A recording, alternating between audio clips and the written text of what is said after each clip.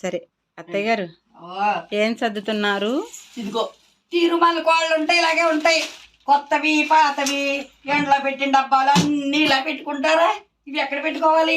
ఎక్కడ పెట్టుకోవాలి? ఒంటింట్లో తగలేసుకోవాలి. ఓహో, ఇవి ఎవరో పంచి పెట్టి ఇంకోబోసు. ఇవన్నీ ఎక్కడ ఉన్నాయి? ఇవి ఎక్కడ పెట్టుకోవాలి? స్టోర్ రూమ్ లో పడేసుకోవాలి. స్టోర్ రూమా? ఏం చేయని చెప్పు, నాకు అర్థం అవట్లేదు. అవును కానీ సరే, వస్తే ఇలా పెట్టుకుంటే నవ్వుతారు ఎవరైనా మన ఇంటికి వస్తే. ఎందుకండి? ఎందుకా శుచి శుభ్రం లేదు అనుకుంటారు.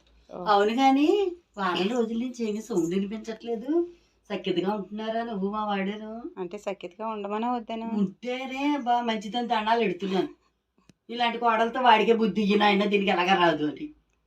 బానే ఉంటున్నారు కదా, చెప్పవే బాబు. బానే ఉంటున్నావు అత్తయ్య గారు. బానే ఉంటే పర్వాలేదు. ఏమైంది చక్కగా అంతా ఒక అండర్స్టాండింగ్ ఎలా వచ్చేసారు ఇద్దరు? ఏ అలాగడుగుతున్నారు? మీరు చెప్పండి పోనీ.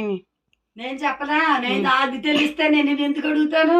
ఏమో మీరు మావయ్య గారు సైలెంట్ గా ఉంటున్నారు కదా మీ ఇద్దరుని, అలాగాని. మేము ఎప్పుడు అలాగే ఉంటాం, మేము ఎప్పుడు పోట్లాడుకుంటూనే ఉంటాం. సైలెంట్ గా ఏమి ఉండం, మేము పోట్లాడుకుంటూనే ఉంటాం. అందులోనే ఉంటుంది ప్రేమ. ఓ, మీది వైలెంట్ ప్రేమ కాదా? కాదు. చెప్పమంటారా? ఏ చెబుతావా? ఇప్పుడు ఏమో మీరు కూడా ఫాలో అయిపోతారేమోనని. నేనేం ఫాలో అవును చెప్పు. ఏం లేదు అత్తయ్య, ఇదివరకు కోపం వస్తే సీరియస్గా వార్నింగ్లు ఇచ్చేవాళ్ళు. ఇప్పుడు అలా కాదండి. నేనేం చెప్పాను తెలుసా? చాలా సీరియస్గా చెప్పాను. మీరు ఏమన్నా నా మీద అలిగారనుకో, మీ క్రెడిట్ కార్డు తీసుకుని వెళ్ళిపోయి మేము బిల్లు చేస్తూ ఉంటాను, నేను ఏమీ మాట్లాడినాను. అందుకే మా ఆయన నన్ను చాలా ప్రేమగా చూసుకుంటున్నారు. ఆయన తెగ అలా చెప్పేవా వాడితోటి? ఫోన్లో ఏదో ఒకటి, ఇద్దరు మంచిగా ఉండడమే కావాలి. అలాగే ఉండండి అమ్మా. మీరేం ఫాలో అవ్వరు కదా?